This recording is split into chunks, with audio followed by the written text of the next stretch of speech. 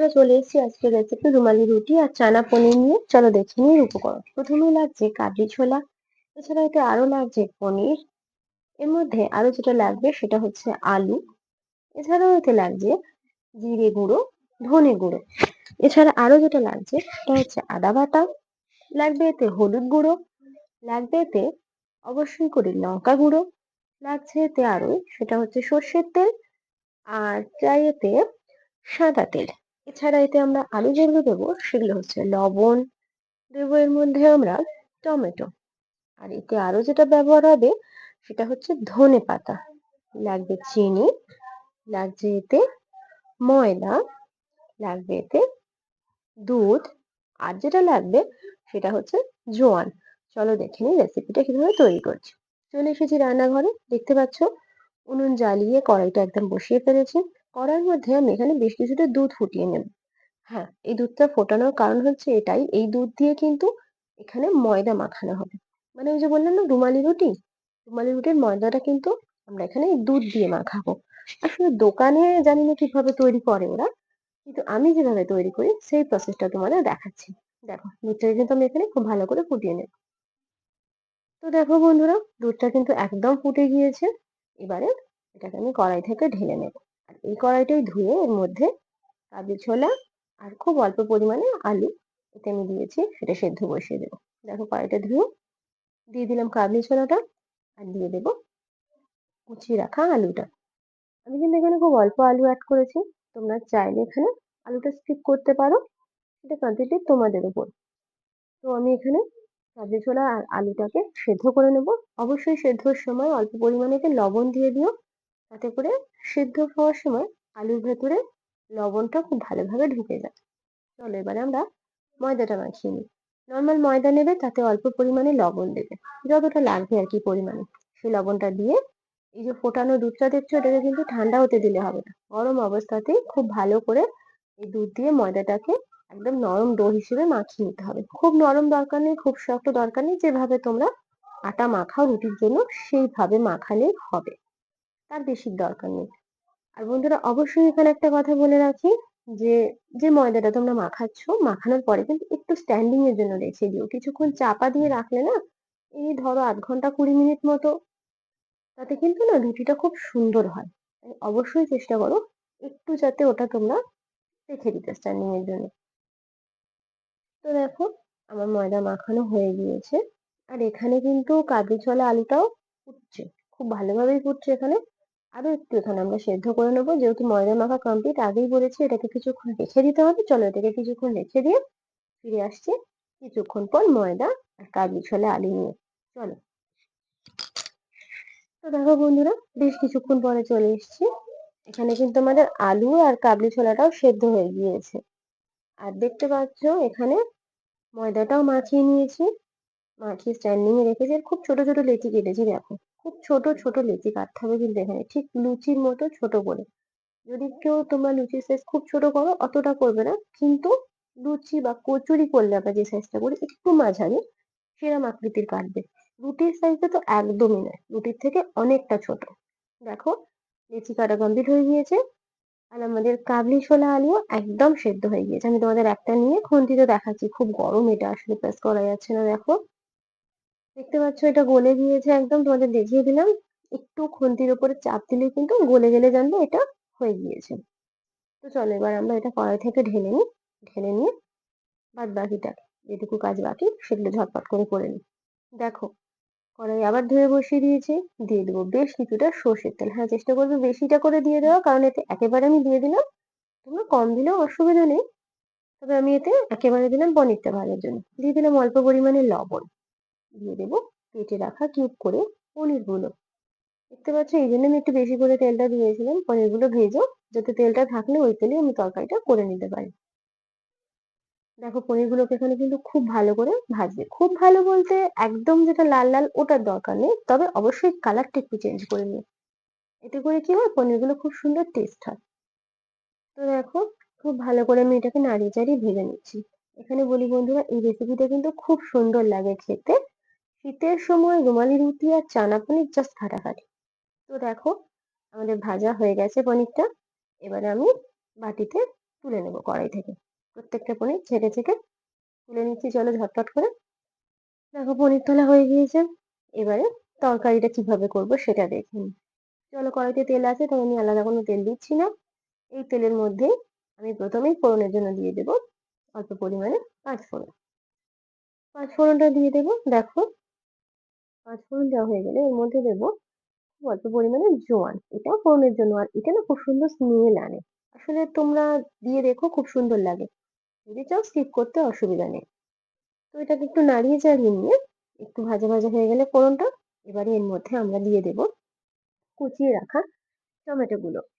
হ্যাঁ, এখানে আমরা কিন্তু টমেটো কুচিগুলো দিয়ে এবার একটু ভালো করে নেড়ে নেব। মানে যেটা হয় ভাজা ভাজা সেরকম করে নেব। দেখতে পাচ্ছ খুব ভালো করে আমরা উল্টে পাল্টে নাড়িয়ে চাড়িয়ে ভেজে নিচ্ছি। তো এখানে বলি আমার সেই পুরনো একই নিয়ম। টমেটোটা ভাজার সময় অল্প পরিমাণে লবণ দিয়ে দিও। অল্প দেওয়ার দরকার নেই, আমি এখানে একদম বেশি করেই দিয়ে দিচ্ছি। একেবারে তরকারির মাপে দিয়ে দিলাম, দেখো বেশি করেই দিয়ে দিলাম। দিয়ে এটাকে খুব ভালো করে তোমরা নেড়ে চেড়ে নিয়ে একদম খুন্তির সাহায্যে আস্তে আস্তে প্রেস করে করে টমেটো গুলোকে নাড়িয়ে চাড়িয়ে একদম যাকে বলে কি ঘাঁটা ঘাঁটা বা এরকম একদম করে নাও। নিলে হয়ে গেলে এর মধ্যে আদা বাটা দিয়ে দাও। দিয়ে দাও বেশ কিছুটা জিরে গুঁড়ো, অবশ্যই পরিমাণ মতো দেবে। দিয়ে দেবে এতে ধনে গুঁড়ো, এটাও দিও পরিমাণ মতো। দিয়ে দিও এতে হলুদ গুঁড়ো। প্রত্যেকটা মশলাই যে যার পরিমাণ মতো দিও। পুরোটাই নির্ভর করে তোমার তরকারির পরিমাণটা কত, কাবলি ছোলা আলুর পরিমাণটা কত। দেখো কিছুক্ষণ নাড়িয়ে চাড়িয়ে নেবো এ কটা। নাড়িয়ে নিয়ে এর মধ্যে আবারও দিয়ে দেবো লঙ্কা গুঁড়ো। এখানে করে তোমরা চাইলে কাশ্মীরি লঙ্কার গুঁড়ো অ্যাড করতে পারো কালারের জন্য, কিন্তু আমি কিন্তু এখানে কালারের জন্য কাশ্মীরি লঙ্কার গুঁড়ো একদমই অ্যাড করিনি, নর্মাল ভাবেই করেছি। দেখো এভাবে বেশ কিছুক্ষণ মশলাটা কষিয়ে নিয়ে তেল ছেড়ে এলেই কিন্তু রেডি হয়ে যাবে। তারপরে তুমি তার মধ্যে কিন্তু সেদ্ধ করা কাবলি ছোলা আলু সব অ্যাড করে দেবে। দেখো আমিও অ্যাড করে দিচ্ছি, দেখতে পাচ্ছ মশলাটায় কত সুন্দর তেল ছেড়ে দিয়েছে। নাও ঢেলে দিলাম। এবার একটু ফুটে উঠলে একদম ফাটাফাটি রেডি হয়ে যায়। ও হ্যাঁ, এখানে যেটা তোমাদের দেখানো হয়নি একটু বাই মিস্টেক, সেটা হচ্ছে আমি কিন্তু এই জায়গাটায় পনিরগুলো দিয়ে দিয়েছিলাম, যেটা ক্যামেরার জন্য দেখানো হয়নি। উপর দিয়ে দিয়ে দিলাম ধনেপাতা কুচি। অবশ্যই তোমরা পনিরটা দিয়ে তারপরে কিন্তু ধনেপাতা কুচিটা অ্যাড করো। আরেকটা জিনিস যেটা, যে দুটো জিনিস তোমাদের দেখায়নি, ১ নম্বর পনির আর ২ নম্বর হচ্ছে গিয়ে সেটা হচ্ছে চিনি। একটু চিনি দিও ব্যালেন্সের জন্য। চিনিটা দিলে না টেস্টটা খুব সুন্দর আসে এখানে। তোমাদের আমি উপকরণে বলেছিলাম চিনিটার কথা, কিন্তু এখানে দেখানো হয়নি। দেখতে পাচ্ছ পনিরগুলো দিয়ে দিয়েছি, ধনেপাতা দিয়ে দিয়েছি, সব কমপ্লিট। এবারে শুধু এটাকে নাবিয়ে টেস্ট করার পালা। চলো, হয়ে গিয়েছে। দেখতে পাচ্ছ কালারটাও খুব সুন্দর এসছে। এবার এটাকে আমরা কড়াই থেকে ঢেলে নেব। নিয়ে রুটি কিভাবে, মানে রুমালি রুটি কিভাবে তৈরি করব সেটাকে দেখে নেব। চলো, দেখতে পাচ্ছ ঢেলে নিলাম কড়াই থেকে একদম ঝটপট করে। এবারে দেখো লিচিগুলো আমি কেটে রেখেছি, এতগুলো লিচি হয়েছে আমার। এবারে বলি এই রুমালি রুটিগুলো করার জন্য কিন্তু ময়দা আর সাদা তেল দু রকমই লাগবে, অবশ্যই বেলার জন্য। দেখো প্রথমেই লেচিগুলোকে আমি ময়দা দিয়ে বেলে নেব। একটু লুচির আকৃতি করে বেললেই হবে ওইভাবে। আর চেষ্টা করো প্রত্যেকটা লিচি একই সাইজের বেলা। ছোট বড় হলে কিন্তু একটু অসুবিধা হয়ে যাবে। দেখো ঘুরিয়ে ঘুরিয়ে খুব ভালো করে আমি কিন্তু একই সাইজের বেলে নিচ্ছি। আসলে এখানে বেলতে গিয়ে আমার চাদরটা খুব সমস্যা করছে, তোমাদের ওটা নিয়ে কিছু প্লিজ মাইন্ড করো না বন্ধুরা। দেখো ঘুরিয়ে ঘুরিয়ে আমি কিন্তু প্রত্যেকটা লিচিকে চেষ্টা করছি একই মাপের বানিয়ে নেওয়ার। দেখো এইভাবে বেশ কয়েকটা লিচি কিন্তু তোমরা একসাথে বেলে নেবে, কেন আমাদের একসাথে অনেক কটা এরকম রুটি দরকার। তোমরা চাইলে ৬টা ৮টা যতগুলো ইচ্ছা বেলে নিও। দেখো এইভাবে বেলছি, বেলে বেলে আগে বেশ কয়েকটা জড়ো করে নিচ্ছি। আর উনুনটা কিন্তু আমার অলওয়েজ জ্বলছে, মানে তরকারিটা করেছিলাম তো, বেলা হয়নি ততক্ষণ এগুলো, তো একটু প্রবলেম হচ্ছে। আসলে আজকে কেউ হাতের কাছে নেই, অন্য সময় মা থাকলে একটু হেল্প করে দেয়। দেখো আসলে মা ছেলেকে নিয়েছিল, আমাদের বেলা হয়ে গিয়েছে। দেখতে পাচ্ছ এর মধ্যে আমি যে নিচের পিঠটা আছে রুটির মানে বেলনির দিকে যে পিঠটা আছে তাতে কিন্তু তোমরা একদমই কোনো তেল ফেল দেবে না। শুধু ওপর পিঠটা মানে ওপরের দিকে পিঠে খুব ভালো করে তেল ব্রাশ করে নাও। আমি হাতের সাহায্যে দিচ্ছি, তোমরা চাইলে যে তেল ব্রাশ করার ব্রাশ পাওয়া যায় সেই তার সাহায্যেও দিতে পারো, অসুবিধা হবে না কিছুই। বেশি দেবে না, খুব হালকা হালকা করে দেবে, যে একদম যেটা হয় না জপজপে করে ওইরকম দেওয়ার দরকার নেই, কিন্তু হালকা হালকা করে খুব ভালো করে, বিশেষ করে সাইড গুলো অবশ্যই। ঠিক আছে, দেখতে পাচ্ছ দেওয়া হয়ে গিয়েছে। এবারে এর ওপরে আমি আরেকটা বেলে রাখা লিচির যে রুটি গুলো হয়েছে এর উপরে আরেকটাকে চাপিয়ে দেবো। চেষ্টা করবে একদম সমান সমান লেয়ারে ফেলার, যেন ছোট বড় ভাবে ফেলো না, কারণ পরে সেটা গিয়ে অসুবিধা হবে কি বলতো, মোটা পাতলার অসুবিধা হয়ে যাবে। চেষ্টা করবে একই লেয়ারে ফেলা। দেখতে পাচ্ছ ওটাকেও একইভাবে তেল মাখিয়ে নিয়েছি, আবারও তার উপর একটা দিয়েছি, আবারও আমি এর উপরে একইভাবে তেল দিয়ে দেবো। প্রত্যেকটা রুটির ওপর ওপরের পিঠটায় তেল দেবে, তার উপরে আরেকটা রুটি এইভাবে চাপিয়ে দেবে। এইভাবে তোমরা 4টে 5টা এমনকি 6টা অবধি পরপর রুটি দিতে পারো। আমি এখানে 5টা মতো নিয়েছি। দেখো এইভাবে প্রত্যেকটাকে একইভাবে তেল মাখিয়ে মাখিয়ে আমি একের পর একটা চাপিয়ে দিচ্ছি। দেখো দিয়ে দিলাম। দিয়ে এটাকে কিন্তু এবার আর কোনো তেল দেবো না। লাস্ট যে লেচিটা বা রুটিটা দেবে তার উপরে কিন্তু কোনো তেল ইউজ করবে না, ঠিক আছে, বারবার বলে দিলাম এটা আমি। এবারে কিন্তু ময়দা দেওয়ার পালা। এবারে এর উপরে আবার আমি ময়দা দিয়ে কোটিং করে নিয়ে দেখো দু পিঠে, এ পিঠটা আর এ পিঠটাতে ময়দা দিয়ে খুব ভালো করে ঘুরিয়ে ঘুরিয়ে ঠিক যেভাবে রুটি বেলো একইভাবে রুটিটাকে বেলে নেবে বড় সাইজ করে, যতটা পারো বড় করো, কোনো অসুবিধা নেই। ঠিক আছে, আগে যার জন্য বলেছিলাম যে সমান সমান লেয়ার ফেলবে, এবার বুঝতে পারছো কেন বলেছিলাম, যেভাবে বেলবে সমান সমান লেয়ারে কিন্তু পাতলা হবে, আর যতটা বড় করবে রুটি ততটা পাতলা হবে। দেখো বেলা হয়ে গিয়েছে, আমি চাটু বসিয়ে দিয়েছি। তোমরা হয়তো ভাবছো পাতা কি হচ্ছে, আসলে আমাদের গাছের ডাল কাটা হয়েছে তো তো প্রচুর পাতা জমা হয়েছে, সেই পাতাগুলোই আসলে জাল দিয়ে নিচ্ছি। দেখো চাটুটা চেক করছিলাম গরম হয়েছে কি, চাটু গরম হয়ে গিয়েছে, আমি রুটি কটা দিয়ে দিয়েছি। আসলে ওদিকে রুটি দিয়ে আমি বলছি মানে চেষ্টা করছিলাম আরো কয়েকটা রুটি বেলে নেওয়ার। দেখতে পাচ্ছ আরো কয়েকটা রুটি আমি বেলে নিচ্ছি। দেখো এটা ততক্ষণে এক পিঠ হয়ে গিয়েছে। ওপরের রুটিটাকে আমি খুন্তির কানার সাহায্যে আস্তে আস্তে একটু উল্টিয়ে নেব।